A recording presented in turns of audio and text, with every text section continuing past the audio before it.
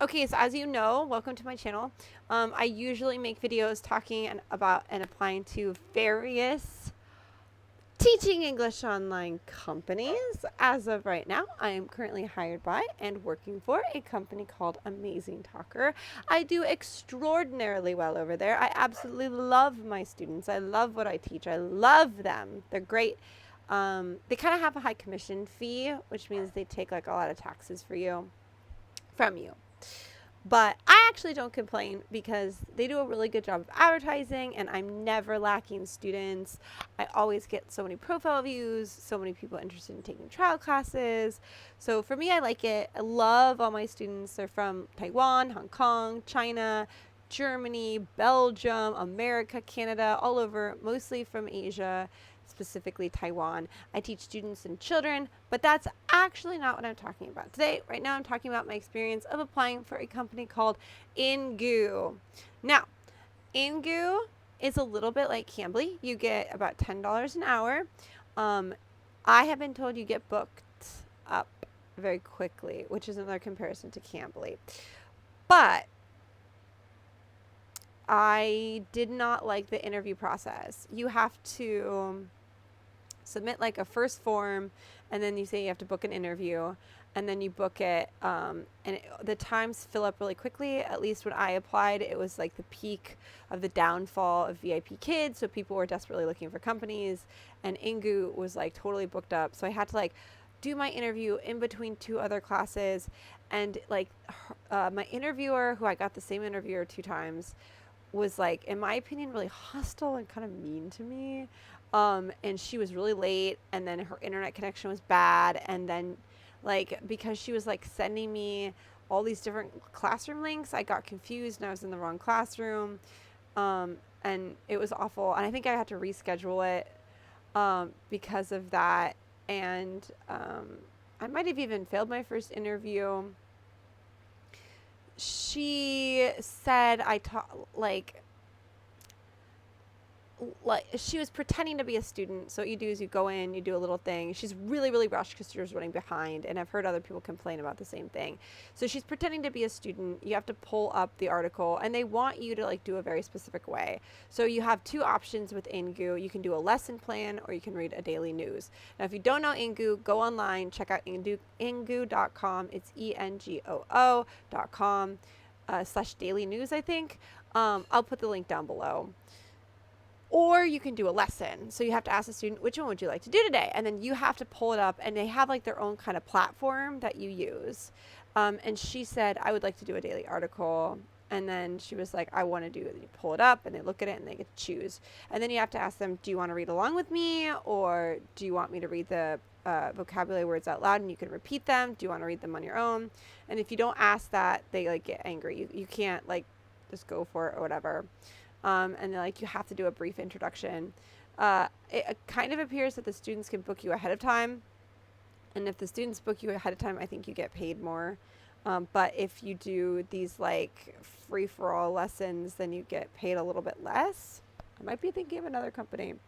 But essentially, that's what it is. It's comparable to Cambly. Then you have to ask her, like, or they recommend that you ask like the person, like, you know, what are you interested in? And then they'll be like, oh, I'm interested in hiking array. I think what I did is that I went through my own. I have like a demo lesson, and you know, I ask, where are you from? And I always ask, like, tell me about your family, which she said was way too personal. But for me, like, I always go like, oh, I have 4 sisters, ha ha ha, no brothers. And it works really well for me, and that's always the demo lesson I give. And I've never had anyone complain about it, but she seemed like she thought I was asking way too personal of questions. She was like, you need to just ask, what are you interested in? And then it was like, as soon as I wasn't running the lesson how she wanted, like as the fake student, she'd like lock up and only answer yes or no questions. And then the second interview, I followed like to a T the recommendation she gave me. And then like the fake student like opened up and was flowing and talking and answering and doing all this stuff. And I was like, okay, whatever. But I guess if you bomb the first interview, just follow exactly what they say. They definitely did. The thing that kind of caught me off guard was they asked me like very abruptly. The whole thing's really rushed, which is like, in my opinion, never how my classes are. My classrooms don't feel like the students like desperately trying to get information from me. So the vibe of it was way different than you normally teach. And she asked me like a grammar question. I said, what is the difference between like present and present or something? And I remember the first grammar question she asked me, it was like regard and regress. I don't remember. It was two words that she just asked me the difference between them, and I said, there's no difference. They're totally the same. And then I was like, hold on, wait. And then I like discreetly looked it up, and she said, it's okay for you to discreetly look it up. Just don't make it too obvious. And then I presented the correct answer. But I also feel like in my whole experience of teaching, and I have taught like 50, 60 hours a week. I teach hundreds of lessons a week for years and years. I think on my Amazing Talker platform, I have taught over, 3,000 lessons as VIP kid. I got over 10,000 lessons. Never in my entire life has a student come at me so prominently with like a direct grammar question like that. And she did it during both of my interviews. And I remember being so startled. I don't know why, but it was so aggressive. And I just like flopped really bad. And I've never had that happen while teaching. But just like what I would recommend is splitting your screen and having a web browser open and then Google like ready to go, because she will ask a grammar question on the spot and you need to come up with an answer or a definition on the spot. And you'll need to come up with an answer. So like just be prepared for that. Open up another browser and then have it open so that when she asks those questions, you can like type it in really quick. So follow her advice. And then what they want you to do is like in the beginning, introduce yourself. And I think she even tells you, she's like, what I want you to do is give a brief introduction and then either teach a lesson or a news article and ask the student. So just familiarize yourself with the news article. The way that the format is its definitions. And then I think she says she wants to do free talk. So I think you're going to get through like 3 or 4 definitions. And what you should probably do is like ask the student, would you like me to read them? Or do you want to read them on your own? Would you like to repeat after me? Or do you want to say them on your own and I'll correct you? Like, I guess ask the student what they want a lot. Now she's going to cut you off probably at about the end of the definition and you're going to do free talk. Now the important part about the free talk is to pull free talk questions from the beginning introduction. So you say, hi, my name's Emily, where are you from? And so like just whatever they said in the beginning, I like hiking, ask them questions about hiking. The thing that she also said was like, I'm not used to talking that much. I usually just ask my students questions. And I really feel like it's like the student. And she told me I didn't talk enough about myself, which I was like, what? I never talk about myself. So that's why I like interviewing though, because I think it kind of opens up my oh, okay. So I have started talking a little bit more about myself, but I still don't really like it. I feel like if the student can answer 100% their own, that's fine.